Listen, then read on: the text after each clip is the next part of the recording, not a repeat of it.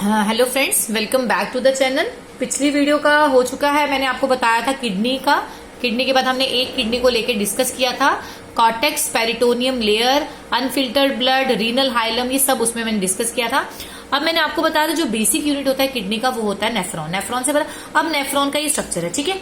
अब नेफ्रॉन में क्या होता है, सबसे पहले यहाँ पे बनता है ग्लोमेरुलस। क्या होता है? ग्लोमेरुलस। अब ग्लोमेरुलस के बाद जो अंदर ये जो बना है, ये इसको हम बोलते हैं बोमेन्स कैप्सूल। क्या बोलते हैं? Bowman capsule. बोमेन कैप्सूल के बाहर जो है ऐसे कर्व शेप में जो बनता है, इसको हम बोलते हैं ग्लोमेरुलस। उसके बाद आता है Bowman capsule and then Bowman capsule से वो पास आउट हो जाए। अब देखिए कैसे। अब ग्लोमेरुलस का क्या फंक्शन है, ये क्या करता है? Ultra filtration. अल्ट्रा फिल्ट्रेशन मतलब फिल्ट्रेशन। जैसे ही किडनी के अंदर जो ये वेन्स हैं, जैसे ये वेन्स अनफिल्टर्ड ब्लड लेके इसके अंदर आती हैं, तो जो बोमेन ग्लोमेरुलस होता है, जैसे इसके अंदर एंटर करेंगी तो यहाँ पे नेफ्रॉन से बनी हुई थी किडनी, तो उसका जो स्ट्रक्चर है नेफ्रॉन है। नेफ्रॉन में सबसे पहले क्या आता है? ग्लोमेरुलस। तो ग्लोमेरुलस क्या करता है? अल्ट्रा फिल्ट्रेशन करता है। मीन्स ऑलरेडी फिल्टर होके जब आता है तो वो क्या करता है, उसमें से उसको फिर से फिल्टर करता है, और जो फिल्टर्ड ब्लड होता है उसको वापस भेज देता है बॉडी में। और जो इम्प्यूरिटीज वगैरह होंगी, जो यूरिक एसिड वगैरह, जो भी उसमें यूरिया वगैरह होगा, उसको अपने पास रिजर्व कर लेगा। और फिल्टर जो ब्लड होगा, साफ ब्लड, उसको बाहर भेजेगा। ठीक है। तो तीन इसके फंक्शन है, ultra filtration, filter blood particles, और उसको सेंट बैक प्योर ब्लड, और प्योर ब्लड को वापस भेज देता है। उसके बाद जब यहां से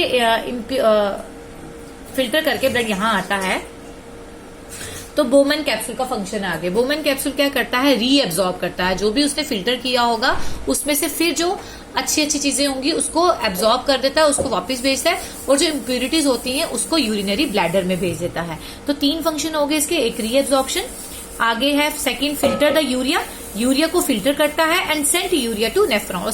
जो यूरिया है उसको कहाँ भेज देता है? नेफ्रॉन के पास। और जो लास्ट में नेफ्रॉन है, ये क्या करता है?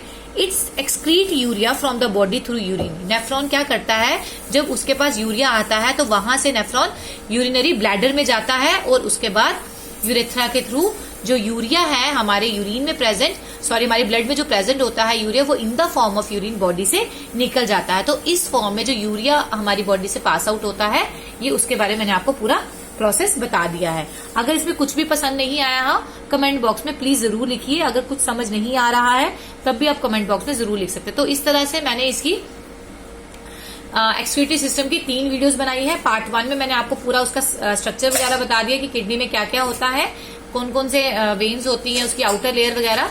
देन सेकंड पार्ट में मैंने आपको एक टिपिकल किडनी को लेके वो किया था, एंड थर्ड में मैंने आपको नेफ्रॉन के स्ट्रक्चर, बोमेन कैप्सूल एंड ग्लोमेरुलस के बारे में बता दिया। ठीक है। अब नेक्स्ट वीडियो में मैं इसी से रिलेटेड, एक्सक्रीटरी सिस्टम से रिलेटेड ही कुछ क्वेश्चंस बनाऊंगी, कुछ इंपॉर्टेंट क्वेश्चंस जो आपको एग्जामिनेशन पॉइंट ऑफ व्यू से इंपॉर्टेंट होंगे, और आपको वो ध्यान में रख के ही टॉपिक को रीड करना है। ठीक है। Thank you for watching my channel.